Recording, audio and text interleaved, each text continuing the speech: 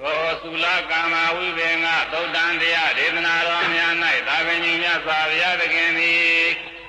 တတ္တဝါတို့ဤသိစဉ်ဥစ္စာပေါ်များ၍ချမ်းသာကြွယ်ဝခြင်းကိုဖြစ်စေရသောကံ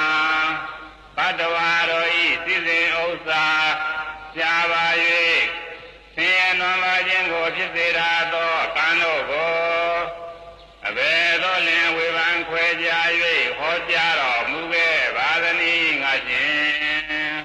သောသုလကာမဝိဘေငသုတ်တံဒေသနာတော်များ၌သာဝတိမြတ်စွာဘုရားသည်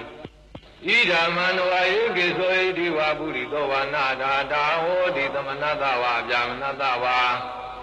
အာနံဘာနံဝဋ္ဌံယာနံမာလာကနာဝိလေပနံသေယဝသထပတိပေယံသာရှိသည်ဖြင့်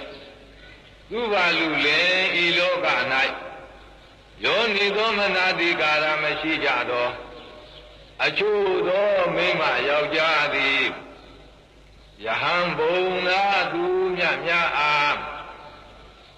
စားပွဲသောက်ပွဲဝတ်ပွဲယင်မျိုးမျိုးပန်းနန္တာနန္တာပြောင်းအိယာနေယာကြောင်းစီမိတိဟုသောလူယံလူဘွယ်ဝတ္ထုစေပါတို့ကိုတရားတခါညမလူမတန်းပဲမလူမတန်းမိပဲရှိခဲ့ပါသည်သို့သောအလူဒါနာလုံးဝမရှိသောပုဂ္ဂိုလ်သည်သုတိပြတ်၍သို့သောအလူဒါနာလုံးဝမရှိသောပုဂ္ဂိုလ်သည်မလူတန်းမှုကိုအကြောင်းပြု၍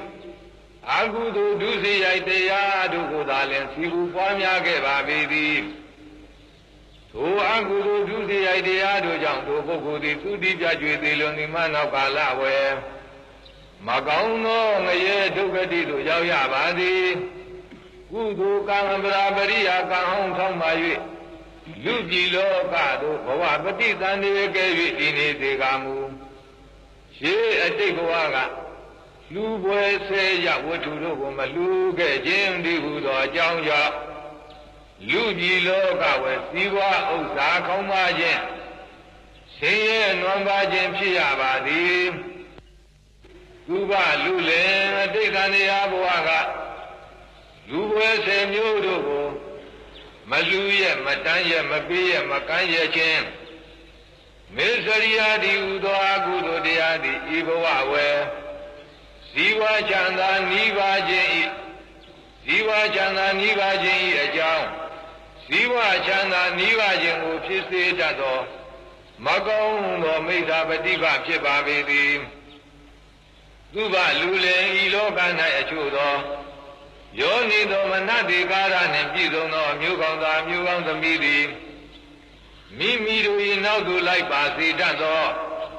အနုဂါမိကရွှေအိုးကိုမြုပ်နှံအပ်ဟုယောနိသောမနတိကာရိယောနိသောမနတိကာရအရင်ကံဖြင့်အလူကံပုဂ္ဂိုလ်ယံဘုံနာတို့အားသာပွဲကို၎င်းသောပွဲကို၎င်းဘုပွဲကို၎င်း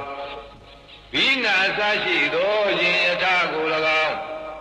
ပန်းနန္ဒနန္ဒပြောင်းကို၎င်းအိယာနေရာကြောင့်စီမိကို၎င်းဤစွာပြီးသောလူပွဲစေရတို့ကိုတရားကြည်ပြုလူဒန်းပူတော်လေးရှိပါ၏ထို့သို့ဒါနအရှင်ဖြစ်ပါသောအမျိုးကောင်းသားမျိုးကောင်းသမီးသည်ထိုဒါနကောင်းမှုကုသိုလ်ကံကြောင့်သုတိပြတ်၍သေလွန်သည်မှနောက်ကာလဝယ်နတ်ရွာသုဂတိသို့ရောက်ရပါသည်လူပြည်လောက၌ဘဝပฏิသန္ဓေပြီးနေသောအခါလေးထိုဒါနကောင်းမှုကုသိုလ်ကံ၏အာနုဘောကြောင့်သူမတူတံလောက်ဝံကုန်လုံးကြည်ဆုံးကျွယ်ဝသောအတွန်းအပအသုံးအဆောင်စည်းစိမ်ချမ်းသာတို့နှင့်ပြည့်စုံပါသည်သူဘာလူလင်ဒါနကောင်းမှုကုသိုလ်တရားတွေကအတွန်းအပအသုံးအဆောင်စည်းစိမ်ချမ်းသာတို့ကိုဖြစ်စေတတ်သောကောင်းမြတ်သောအကျင့်ပฏิပတ်ဖြစ်ပါပေသည်ဟုသာဝေညုမြတ်စွာဘုရားသည်ဤလူပြည်လောကဝယ်သတ္တဝါတို့၏ဇီဝဥစ္စာနေပါဆင်းရဲနွမ်းပါခြင်းကိုဖြစ်စေတတ်သောအကုသိုလ်ကံဇီဝဥစ္စာများပြားခြင်းကိုဖြစ်စေတတ်သောကုသိုလ်ကံဤနှစ်တန်တို့ကိုဝေဘံသိပြဟောကြားတော်မူအ ပါကုန်ပြီအရှင်ဘုရား